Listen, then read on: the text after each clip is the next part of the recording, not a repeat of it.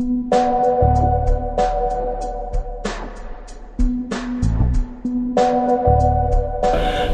belong to one discipline, sociology, and we want to belong to one discipline.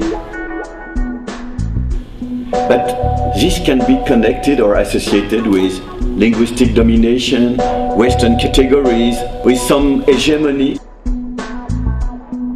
This film offers a glimpse of the varied debates that took place at an extraordinary conference of the ISA in Taiwan.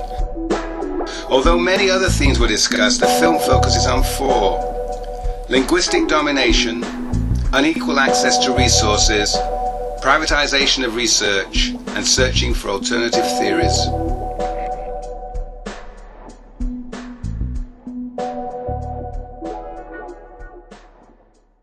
I think that most of the people who have spoken and people who have English as a second language have expressed the opinion that English is necessary because we do need a lingua franca, and this happens to be at hand, if that is so. And whether it's English and whether in the future it's Chinese, it doesn't really matter very much. We need a lingua franca.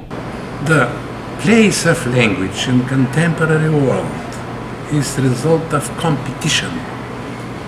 The language question, it's a paradoxical question, and it needs to be treated with extraordinary seriousness, because I know that some of my most talented colleagues do not feel that they can express themselves in the International Sociological Association. I would love current sociology, international sociology journals to accept submission in other language.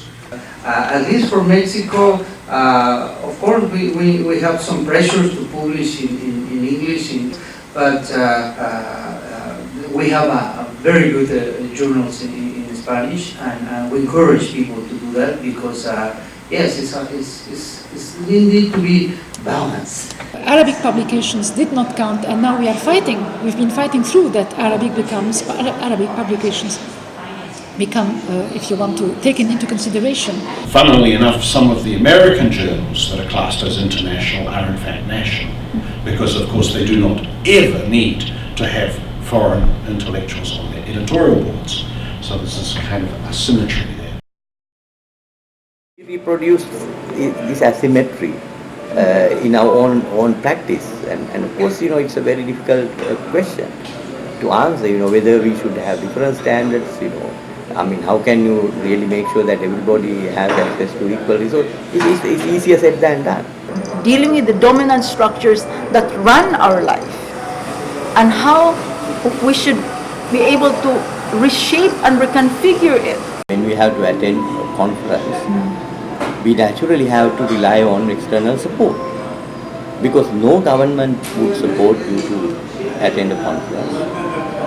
No government, no university would support you to attend a conference. No private foundation is there to support you to attend a conference. And so how can Southern sociologists participate in the global public discourse?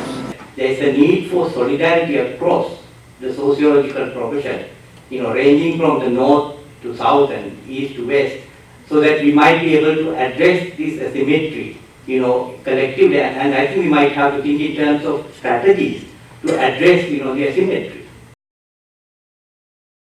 I've been listening to several papers now, and I'm fascinated because they all come up with the same issue, which is the privatization of the universities, the privatization of research, the emerging and growing role of foreign research funding, for agendas and for a discourse of, if you want to, civil society, poverty, democracy, development. You constantly need to be able to frame your research within strategic research projects that will somehow be relevant to politics, be relevant to business, etc.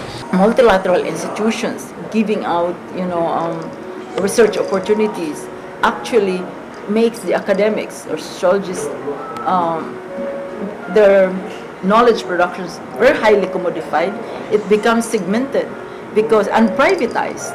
What we have, I think, is homo consulturescus, someone who is out there looking for opportunities to make some bucks. So I think it's undermining the whole interpreters of sociology in Mozambique. What is difficult now is to be a sociologist. So the question, I think, would be, how is sociology possible today?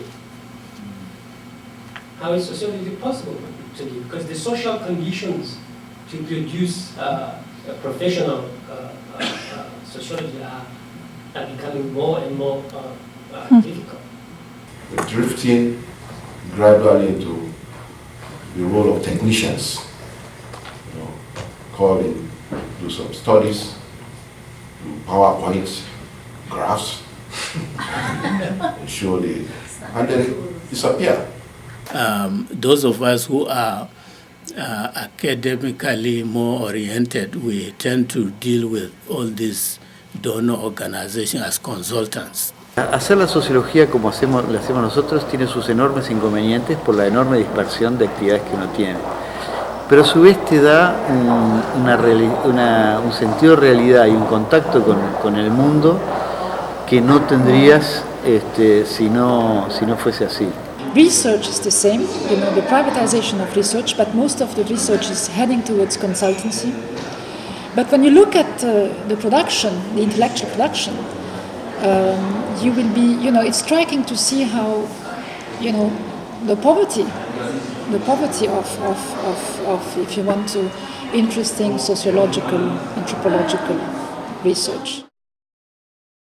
For me, it's clear that we need and we want to debate more and more theoretically.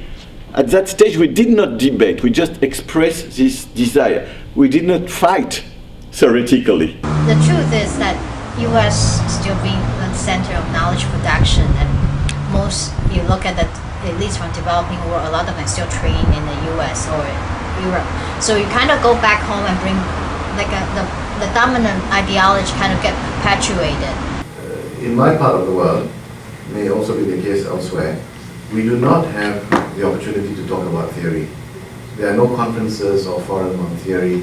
So I think it is important, and I support what others have been saying about highlighting theory, both in terms of highlighting local theory as well as revisiting Western classics. I mean, it would be very interesting and excellent to have a theory on a conference revisiting Weber from our point of view. But the local thinkers are also very important. Theory will not come from only one part of the world or from some countries. Theory will come from various parts. It will be global. So the debate will be created globally, which means also in many local places. There's so many interesting thinkers out there in Asia, Africa, and Latin America that are waiting to be discovered. So let's have these forums and workshops and conferences about these things. Thanks.